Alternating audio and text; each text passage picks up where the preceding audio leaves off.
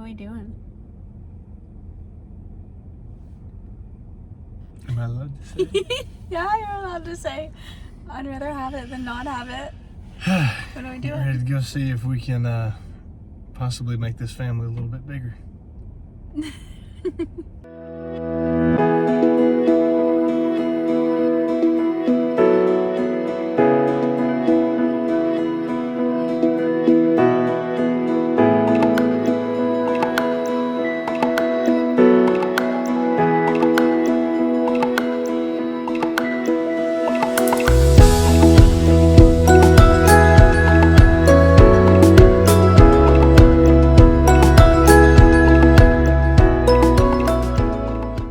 Are you nervous? I'm so nervous. Surprisingly nervous. Kind of scared that I'm nervous. I don't know why I'm nervous. Step one. Yep. The journey begins. Let's just say The that. nerves are not gone, they're worse. Nerves are on high, tensions are on high, excitement's on high. It's all a mixed Excited. bundle of emotions. Why? Why are you excited? Excited because there's a possibility of having a kid, even though I didn't think that was an option anymore. We're probably gonna be pregnant in 2 months. I am on day 1 of this month's cycle, so I called and had my testing scheduled for tomorrow at 11:30. I go in and they will do ultrasounds and blood work just to make sure that I am fertile and my body is doing what it's supposed to do. And then in 1 to 2 weeks after that testing, we will have an appointment to sit down and go over the results and schedule a day. Appointment number 2.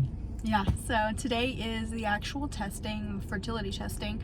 So they're going to do an ultrasound and they're going to do blood work and just kind of see what my fertility looks like, to see what we need to do medicine and hormone wise to move forward with the process.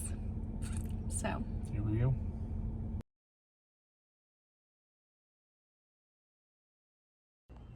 okay, so I went back through all of the videos that we filmed and found dead periods where there was info that we didn't share or we missed out on or didn't explain well. I think the delays that we had really upset me. I don't know how they affected you, but it really upset me, and so I just didn't want to think about in vitro until it was time to think about in vitro again. So the very first videos you're going to see, our first appointment was March 20th. I think I went back around March 23rd and did my fertility work. So they immediately seen, 20 eggs per ovary at that appointment? Something a like lot. that. A lot. And then they did blood work that confirmed that I was very fertile and that everything was good on my end. So the next step from that point, what is he? Is he playing a game?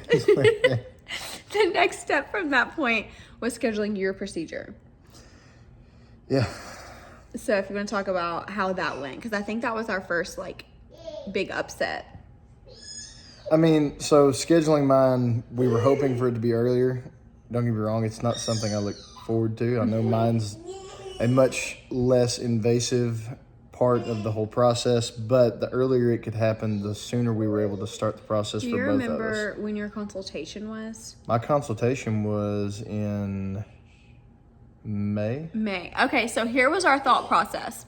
We had gone in March. They had told us that we could schedule a cycle for end of May or end of June. Yep. So his consultation was May. So our thought was he'll go into his consultation, they'll be able to schedule his procedure, and we will be still able to do the May or June in vitro transfer. That did not happen. No. So he went in for his consultation and they told you. They told me. They had to call They had you. to call me back. Yeah. I think it was at least, I think it was about a week before I got a call back, and I think I finally got the notification it was going to be August, which it wasn't ideal by any means, but at least at that point it was scheduled. Yeah, and that was, I remember him being like, if you guys have a cancellation, you can get me in any sooner. They called me early asking about labs, and I missed the call.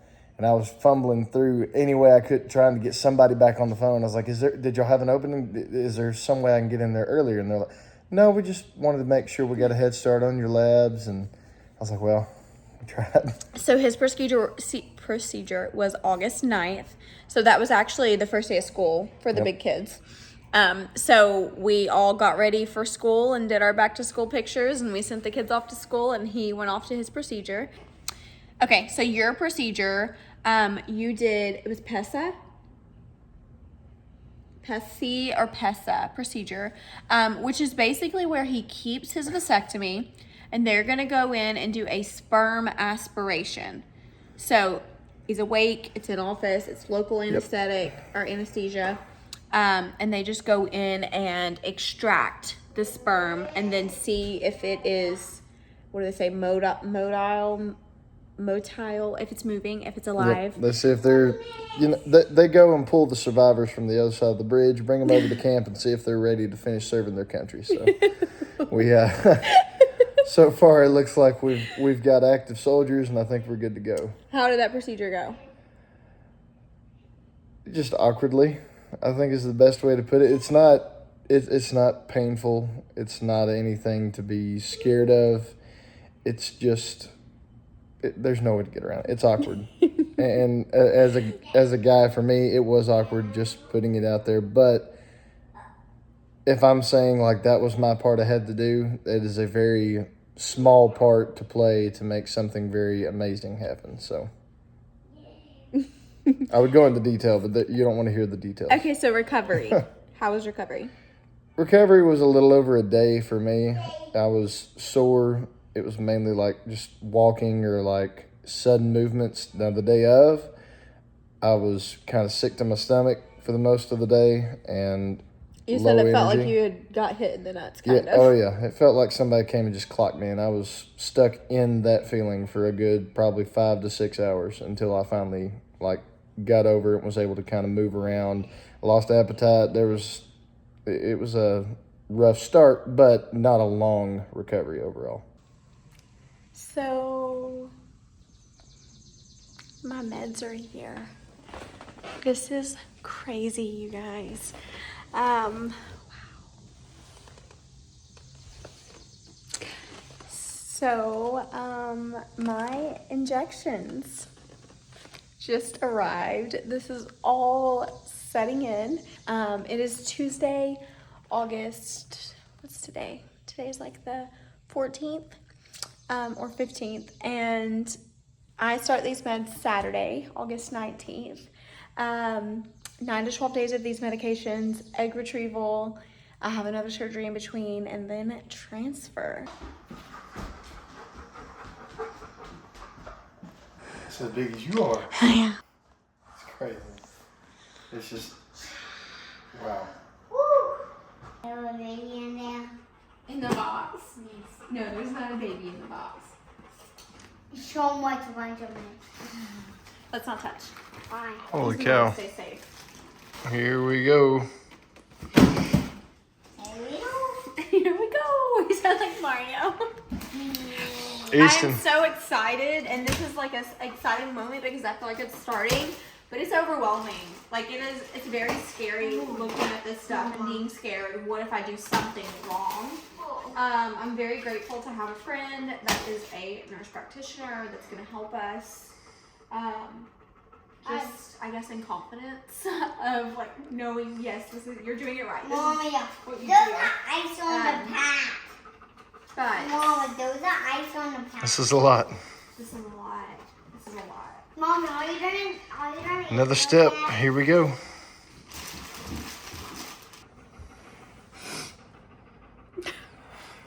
This is part of it too, I guess. It's just scary. I would think having the meds here, it sets in and it's not scary for having another child. So excited, and I felt like we were supposed to have another one since Easton was born. It's just scary not knowing if it's gonna work and having our hopes up. And being so invested into something, but just so uncertain.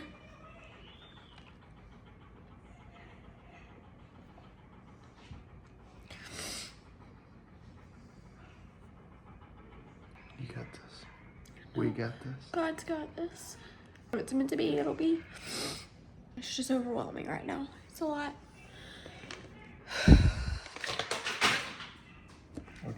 I'm not confident in giving myself medicines for this 9 days, 12 days. We don't even know how long yet. I think that's the biggest thing, is everything's so uncertain. Like, I have to go Thursday, and then I have to go a couple days later, and it's like there's no set in stone answer to how many injections, how long, when egg retrieval will be, when transfer will be. There's no certainties yet. It all depends on my body and how it's responding and the drugs, and it's just, there's so many moving parts.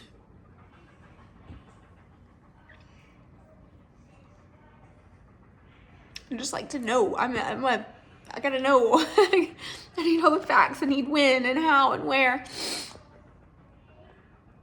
Not day by day. I'm not good at day by day.